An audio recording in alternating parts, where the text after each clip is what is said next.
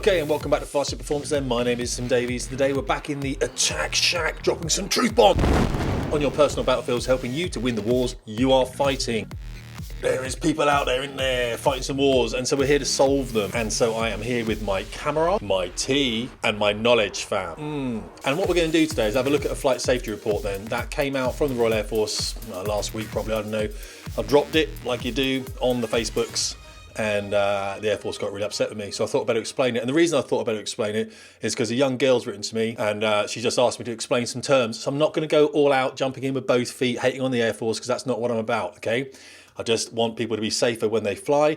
And this incident report, or accident report, is what it is very much similar to what was happening on a squadron with this airplane here, boom, that I was on from about 2012 through to about 2018.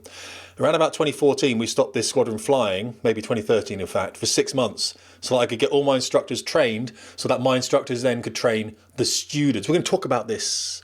We're not going to leap ahead of ourselves, but what I will say now is my wedding anniversary.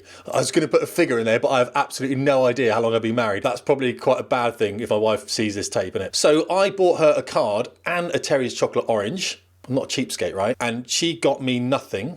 So I am willing to swap her out for a new model or two.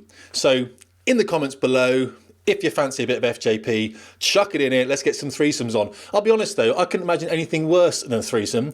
Can you imagine 2 women in bed? All that chat. It'd be like, oh, I like your shoes. Not interested in that. Anyway, enough about my sexual deviancy and preferences. I don't really have any, to be fair. I'm not the most exciting bloke in the world when it comes to that stuff. I'm just a bit normal. just am. I don't like the drama. But either way, I expect more than not getting a card or a chocolate orange on my wedding anniversary. Wife, note please. Maybe a box of Maltesers. Don't know, a Freddy Frog or something. You know, make a token effort at least, you know. I've got a bag of carrots in the fridge. I could have left those out on the side and then you could have pretended to give them to me, you know. Anyway, so I'm here feeling very rejected. Someone else who's feeling very rejected, it seems, is the person who's written this DASOR, this accident safety report coming out of 72 Squadron, west side of Wales at RAF Valley. But the young lady wrote to me, "Dear Sir Tim," I'm not joking, she's written that. So Lewis Hamilton, Sir Lewis Hamilton, had to win 7 Grand Prix World Championships to get that, didn't he? I just have to open my email to get my Sir. So there you go. Who really is worth 35 million? I think it's me. If you did watch that Bahrain race, you will see why Sir Lewis Hamilton is worth 35 million pounds a year. Just holding off Max Verstappen at the end there with tyres. Lewis's tyres were hard tyres with 27 laps done on them. Max comes in with his hard tyres with 11 laps on them. He's gaining on Lewis the whole time. Lewis says to Bono, "I've got this," and just holds Max off to the end. Just one of the greatest pieces of race driving I think I've ever seen, ever. Big Lewis fan, big Max fan, by the way. Dear Sir Tim, recently on your Facebook page for FJP, you wrote about a flying accident report, but I don't understand some of the terms that were used. Can you tell me what they mean, as I would like to learn, and I'm starting a PPL course soon, so I hope this can make me safer. Oh yeah, there you go. That's why you release reports openly, guys. You are the GOAT of explaining complicated reports, and I follow you on YouTube. Thank you, K. Her initial is K. So, yeah, I don't mind being listed as a farmyard animal. I'm quite more than happy with that. But let's get into the report, shall we? Now, before we do, I actually put on Facebook, guys. Let me have a look down here. On Facebook, I wrote, "This can only be described as an appalling situation in the UK military flying training system, UKMFTS, and very much in the public's interest. 72 Squadron flies the Texan T1 at RAF Valley, the same base that is home to 25 Squadron and 4 Squadron. Formerly, both those squadrons were 4 Squadron, by the way, both of them 4 squadrons, flying the Hawk T2. You've got 28 of these airplanes, just separated them into 2 and called them 2 different squadrons. Because then you get an extra boss and 3 flight commanders, and it makes the admin a lot easier.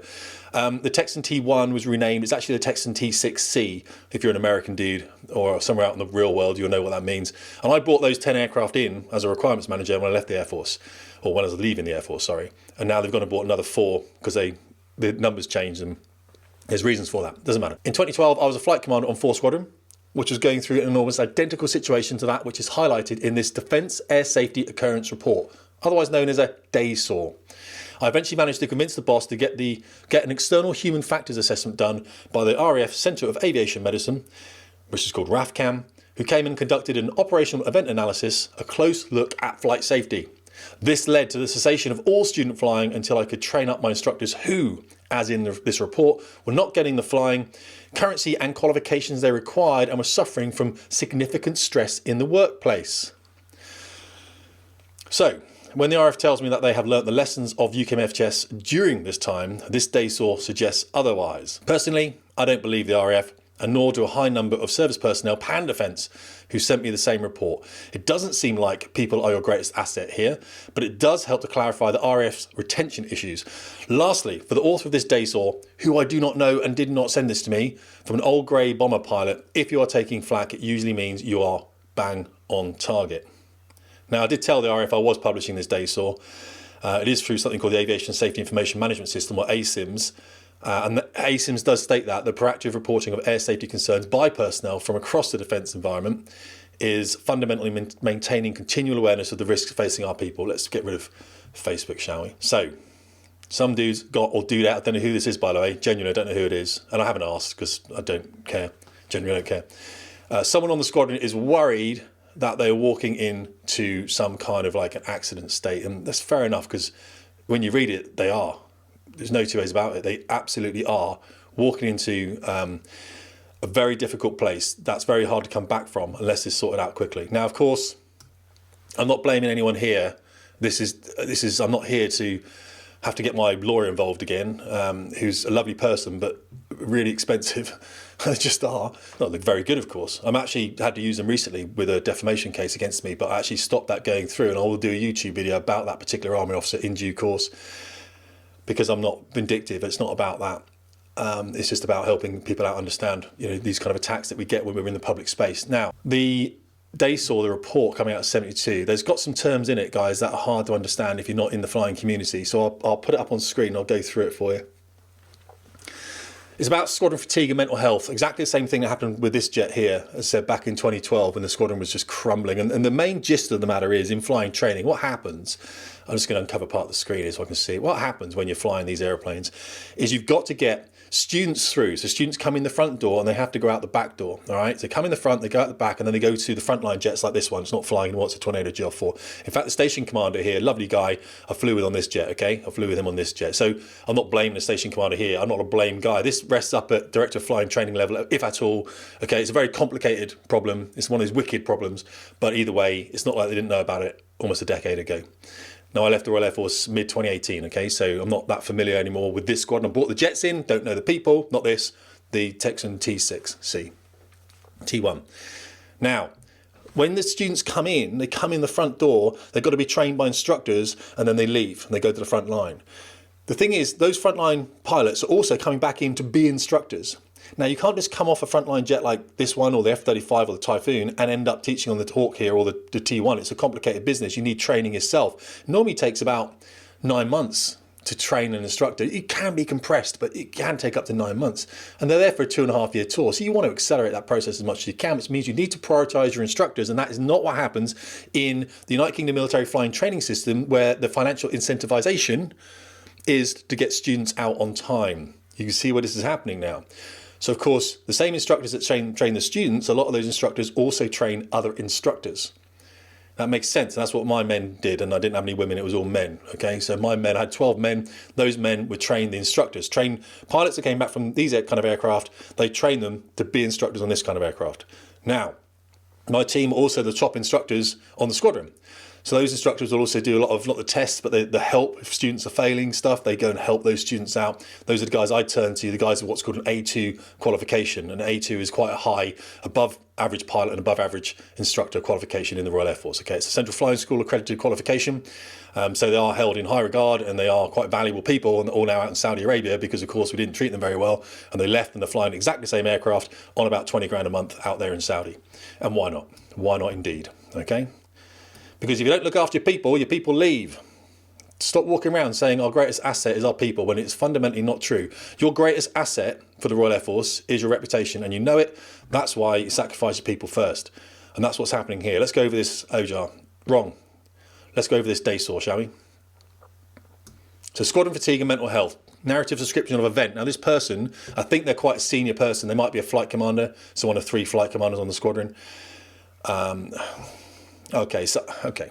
There's 4 parts to this: fatigue, currency, mental health, and morale. And there is resolution at the bottom there as well. And I've got some terms at the bottom that I'm going to go through with you whenever we reach one of those terms. Okay, just so you know.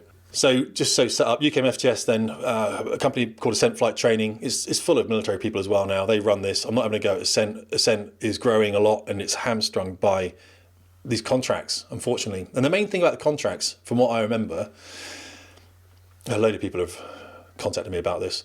The problem with the contracts, guys, is the contracts didn't really provide for instructor training. It said the Royal Air Force will provide instructors. Ascent felt, probably rightly so in fact, that those instructors would already be trained. And the Royal Air Force probably felt, rightly so, that those instructors would need to be trained because they're just pilots on the front line. So both has a point, and until you redo that contract, which is probably never going to happen, you're never going to win this, and it's always going to be one of those wicked problems. Of course, 10 years ago, you could have learned from that, decided not to. Tim does a video on it. Sucks to be you guys, especially as this will be cleared by my lawyer before it goes out. Narrative of events. I write as I'm gravely concerned for the flight safety and personal well-being on 72 Squadron.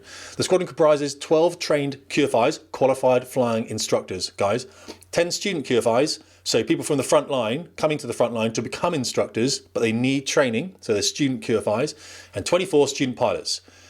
24 student pilots. You've now got more student pilots on that squadron than you do have instructors that are trained. Okay, you've got to be careful with this, guys. The ratios have got to be very, very balanced, and that's not a great ratio to have when you're stacking students at the back end. I can instantly see from this what's happened is you're prioritizing student training over instructor training. I can tell that straight away before I even read it. I have read it before though, so that does what it says, is what it says. Fatigue. The small cadre of QFIs, so the small cadre of instructors, are now working long hours in a very inefficient system. Despite only flying about 140 hours a year, that's about right, 11-hour days are the norm. Well, that's exactly what I was flying. The scheduling is done by, not saying it's right by the way, the scheduling is done by a different scheduler every day with no notice taken of duty hours on the previous day. Recently this has regularly resulted in GASO rest limits being compromised and occasionally duty day limits being exceeded. GASOs is Group S staff orders, they're now called regulatory articles, it's the same thing. It just limits how much of the day you're able to fly, okay? Enough tea, fam, enough tea. So people are exceeding their duty day is what they're saying. The schedule is seemingly programmed randomly. There appears to be no attempt to keep to early or late shifts. So it is near impossible to plan a life around work, time with family, etc. Further, the random and short notice scheduling means that obligations such as medical appointments and ground training cannot be booked in advance around flying, leading to stressful and inefficient planning. When an obligation is booked, it is regularly challenged and asked if it is essential. Weather is not properly accounted for, and there is no attempt to maintain instructor continuity, even for those students who are struggling. Now, when I was going through 4 Squadron here, I did the advanced radar workup with one of my pilots called Ben. So we're both being taught by our own men, essentially. And it took Ben a year, it took Ben and I a year to do the 5 trips on advanced radar. You can tell now, can't you? You do 5 trips over the year. I remember walking out for one of those trips with Ben, and I said, mate, at what stage are we going to fail this trip? And Ben said, probably on the taxiing out. And he's so right, you know what I mean? It's just, your currency is so important, especially as an instructor. And advanced radar was a really, and still is, a very hard discipline that I teach, by the way, elements of, on my Shadowlands flying training server. Bringing those throttles up again to where they were, keeping my turn going as I've leveled at 17,000 feet. If you fly DCS, go to the notes at the bottom here, go to my notes and find the Patreon, jump in there, basic or advanced, come with me and I'll teach you to fly a very similar syllabus to this one, in fact. So you've got to keep these guys current, and there's nothing worse than being instructed on a new aeroplane, such as the T6 or T1, sorry, and being underconfident, okay? It's very difficult. It's a horrible life to lead, to be fair. This is why people always go, oh, it must be great being a jet pilot. No, not necessarily at all. It can be very, very dissatisfying in very many ways. I hate to say it, it just can. Anyway, so yeah, so your family's having, people are, you don't know when you're going home. One thing I tried to do on the squadron was I say to my guys, like, I want you to work early or late. So at least during a week, just a week, or every week, you get to either drop your kids off at school or pick your kids up. That's really important for fathers. I didn't have any women working with me, but again, I would have same thing to them. It's important that the kid sees both parents contributing. And when a dad is always in, or a mum is always in and out of work at different times, it's hugely destabilising for the family. That worked for about 3 days on 4 Squadron before we got programmed for other stuff and it all fell apart. So, ideally I'd have brought a guy in at 7 in the morning and got rid of them by 3 in the evening or in the afternoon, or brought them in at 10 and got rid of them by 6 or 7. But no, They end up coming in at 7:30 and then they leave at 7 in the evening, something like that, you know what I mean? And so they miss everything because that's just how it is. It is a struggle to not get scheduled for enough SCT to feel current. SCT is staff continuation training. That is the flying that instructors have to. Instructors don't normally fly. They don't normally have their hands on a lot of the time. When I was teaching on this jet here, my hands are up here somewhere and I'm coaching the student through weapons events, you know what I mean? There's probably a bit more flying on the T1, but the issue being you've got to go and practice those teachers because you don't want to be rubbish. You've got to give perfect demonstrations, like so perfect. You know, it's got to be the best thing the student has ever seen because they're going to try and emulate that, right? So you don't want to get it wrong. If you're not getting staff continuation training, so if an instructor is qualified but not able to go and practice those things, they feel underconfident, they feel rubbish, and they give bad demonstrations. They come back and have to fail themselves because the student has not seen it, and then everyone questions their ability, and it sucks, okay? Totally sucks. So the schedulers do not respect the regulations describing the amount of SCT to be flown. Indeed, long periods pass when SCT barely exist. I know what he's going to say, or she. Only a recent intervention by the boss saw some SCT scheduled prior to the CFS visit. Yes, bosses will also always schedule SCT prior to CFS because CFS come in to examine their instructors to make sure they're flying up to the level they should be flying. A boss doesn't want a bad report. So before that happens, the boss will say, guys, go out and practice so that you're quite good. The rest of the year, though, I'm not having to go with the boss here because the amount of stress this dude must be under. The rest of the year, they'll prioritise student training, whatever it might be.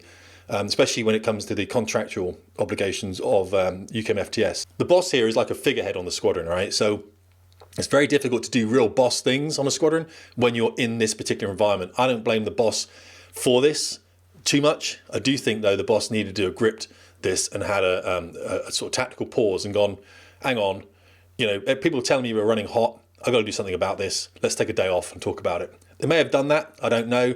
I do believe the Monday after I dropped the Facebook post, which upset the Air Force.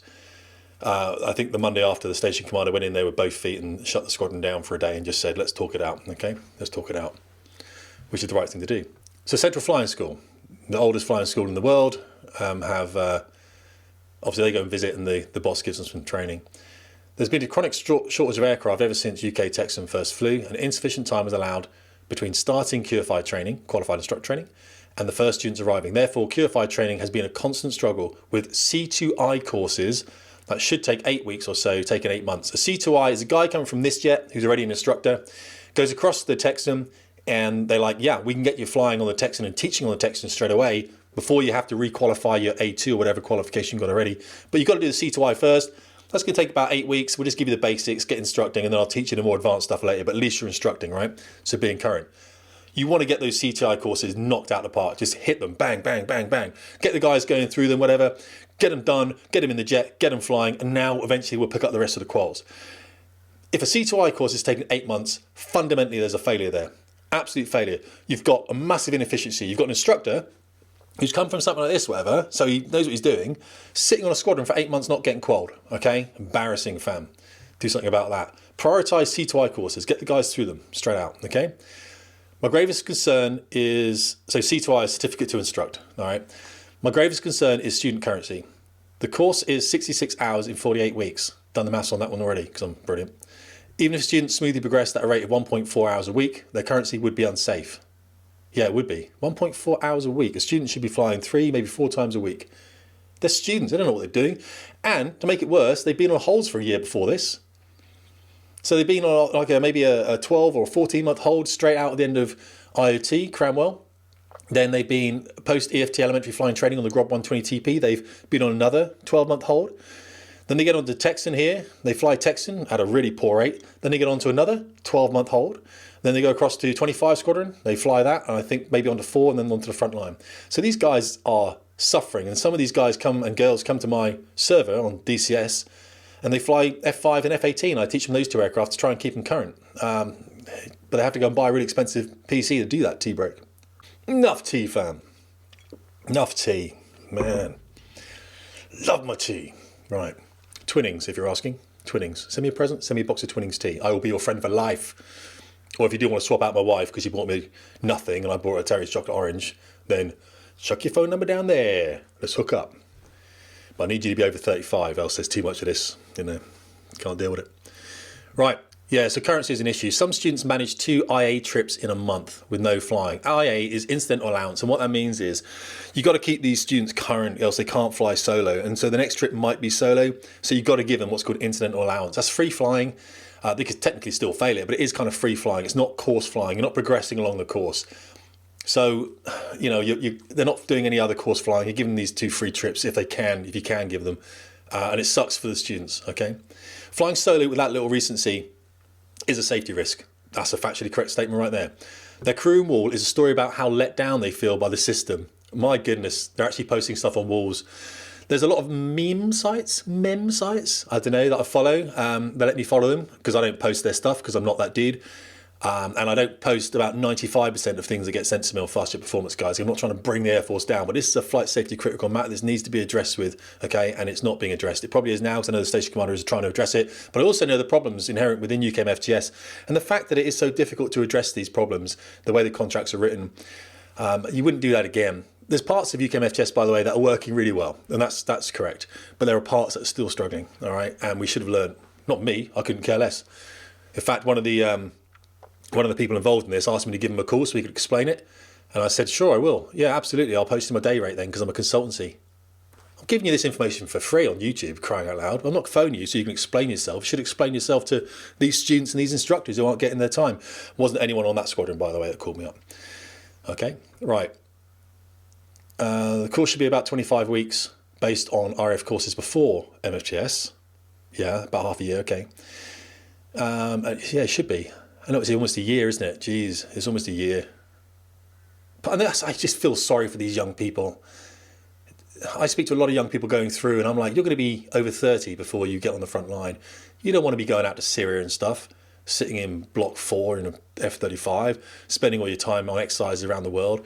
A fast jet dude is probably, and I know other fleets have similar time away, but half the year is probably spent away on courses and everything else. And early 30s, your wife wants to start a family, or you yourself as a female pilot wants to start a family probably, and you've just started on the front line. They got to sort this shit out. It's embarrassing. Right, it is embarrassing. Let's have a look. It is as if the student experience is not a concern for ascent management. I'm sure it is, actually. I'm sure it is. But there's 2 ascents. Ascent flight training run UKMFTS. There's ascent in Bristol, ascent HQ, that's what they're called. And there's ascent on the bases.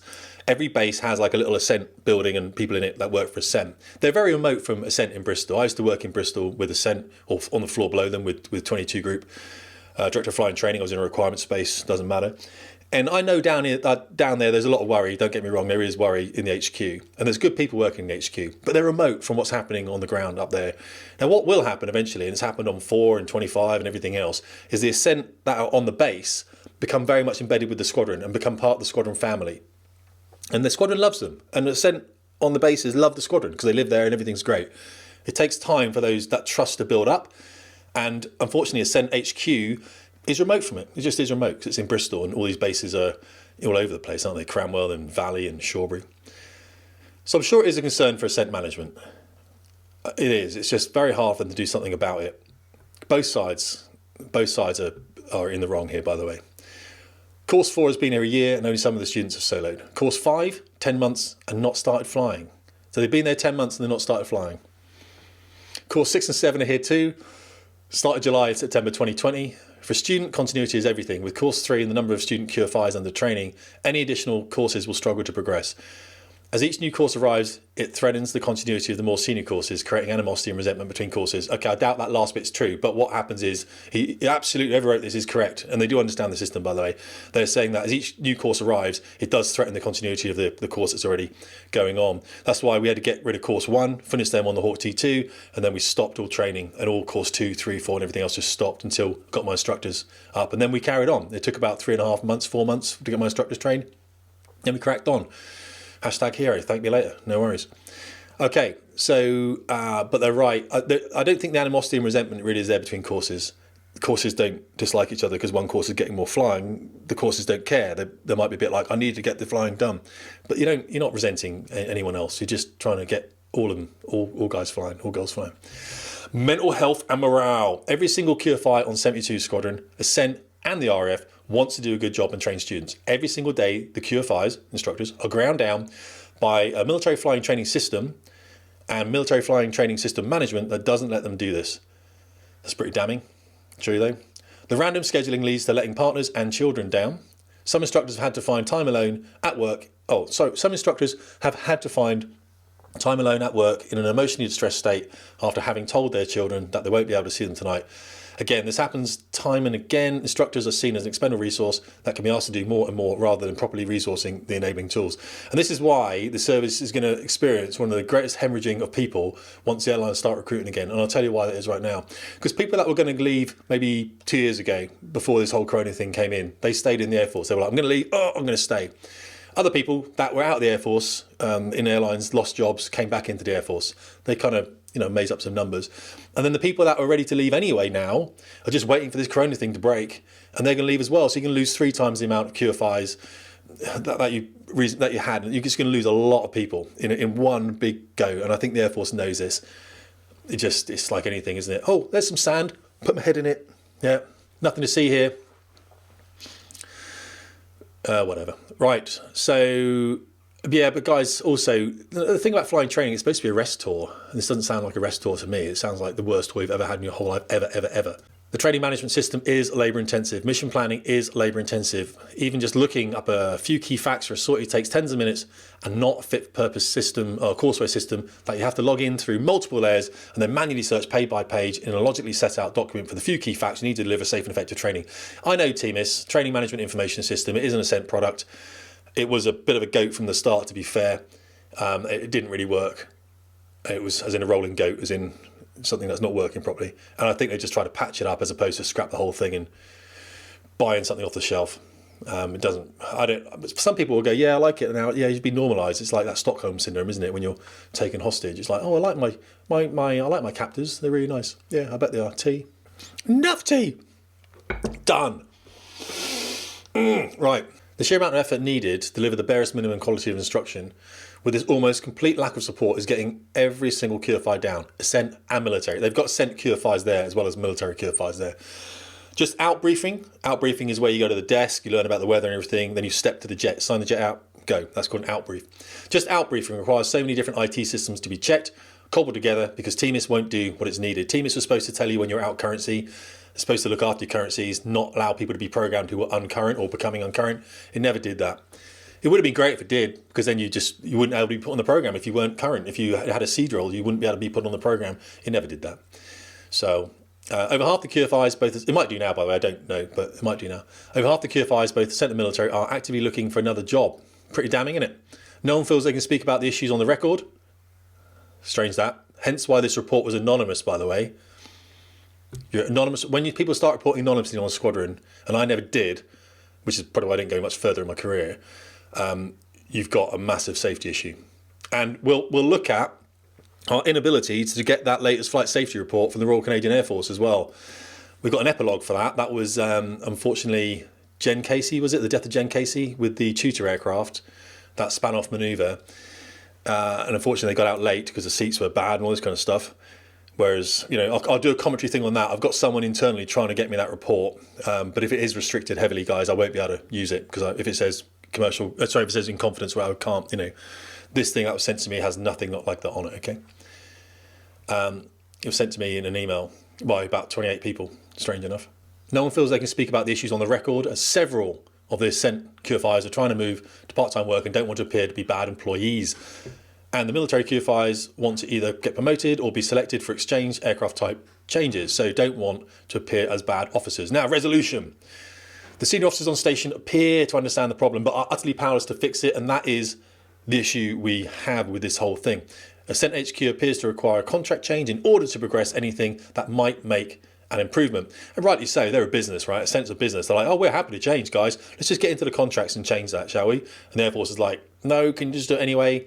And Ascent is like, you have no idea how business works outside the military, which is why when the Air Force say, hey, Tim, why don't you phone me up and we can explain it to you? I'll say, yes, I'll do that, but you have to pay me for doing so. I don't work for the Air Force, okay? I can advise you, whatever, but it's going to cost you money. Yeah. These are people that haven't been out of the Air Force before. They've just gone straight in the Air Force, lived in the Air Force. They don't really understand how business world works. So Ascent HQ appears to require a contract change. Fine.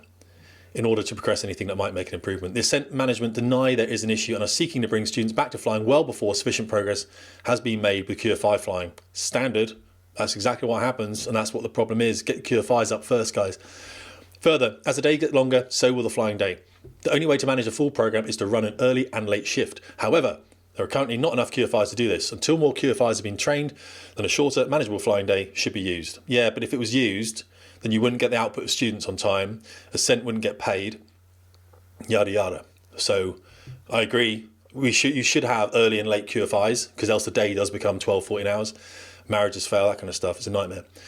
Hawk was in the same situation until March 2020. Now we look across the airfield at the Hawk squadrons to see high morale, staff and students, a much improved conversion rate, scheduling to DCO ratio, which duty carried out. So what they're saying, they're getting, people are passing and they're moving forwards, which is really cool. SCTs being flown, all courses ahead of the line, and a buzz about the squadrons. Bzz. Their QFIs schedule effectively to make the most of the weather. People and aircraft, their staff are not just a team as resource, they are humans. Working just as hard as us, but unable to plan their days and spend time with their families. They are happy and just want to come to work each day. They have got around the worst of the courseware with local additions and documentation. Every single 72 squadron QFI wants to be part of the solution, but if the solution takes much longer, staff will have found employment elsewhere. Divorces may occur. There may be a fatigue or currency-induced accident, or people's mental health will be very seriously damaged. I think we are days away from several staff being unable to continue flying. I know the station commander, he's a good guy, he's gone in there with both feet, knocking heads together. Guys, this is unacceptable. Tim is dragging the reputation of these squadrons through the dirt by putting stuff on YouTube and Facebook. Guys, if my social media is better than yours and you are the Royal Air Force, fundamentally something is wrong. This is why you need to allow your people to speak freely. This is what happens when you don't allow your people to speak freely. I speak freely for them, okay? This is what I do. Why not? I don't care, I'm a business, all right? So anything I make a mistake impacts me directly with sales of my brilliance, my products and stuff. So we've had C2I, we know that, certificate to instruct, a short course to be a probationary QFI, UKMFTS, UK Military Flying Training System, SQFI, we've done that, student QFI, coming from a big jet to a small jet. We've gone through all team is. So as you can see, guys, I'm not here to smash this around, I just genuinely don't care.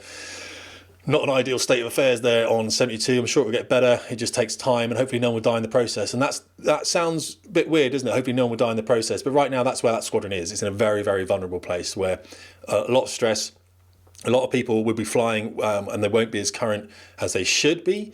So they'll be going up anyway. They've ticked the box, i.e. they are current. I remember flying at Bristol once. I came back up. I was in Bristol doing a part-time job and also flying part-time on the squadron in this airplane. Don't do that, by the way. It's very hard to do. Only brilliantly good-looking people can actually achieve that level of awesomeness, okay? So, and I came back up for a trip to teach on this aircraft. I hadn't flown for about 2 months and 3 weeks. Had not flown. I was doing a lot of typing. So my eyes have been looking at a screen this far, you know.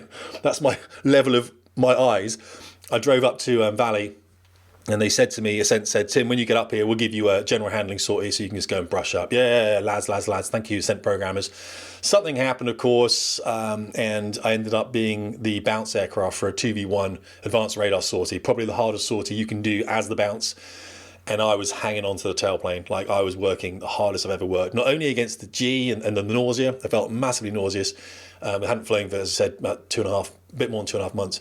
But again, just working out, spotting the aircraft at 8 to 12 miles, managing to keep the students safe. And I came down and I was like, I think that was when I kind of said, I can't do this anymore. This is just too much for me. And I was leaving the Air Force anyway.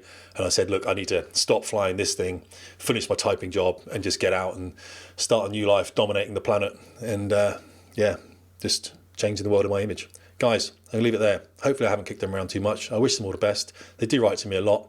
A load of senior guys have written to me. But, you know, guys, I ain't going to talk about it because I can. You know, come on, send your senior guy onto the podcast or whatever and I'll talk through that, you know. But it's something I know a lot about and something I've written flight safety reports on, something I've done service investigations on to crash of these airplanes anyway, which is why I'm interested in talking about it. And you shouldn't be hiding these things, shouldn't be trying to hide these things. I know senior people have said, can you not publish DASORs online because we're trying to sort out the problem? And I say to them, well, sort out the problem then. If you sort the problem out, I won't have to publish a DASOR online. It's like you're trying to stop these meme accounts, whatever they're called. You wouldn't have to try and stop them if there weren't things to write memes about. You see what I mean? So sort that out. Sort the working life out of these people and then they won't have to write stupid things about it. I mean, that's rocket science, isn't it? I'll send you the invoice. Tim Davies, Varship Performance.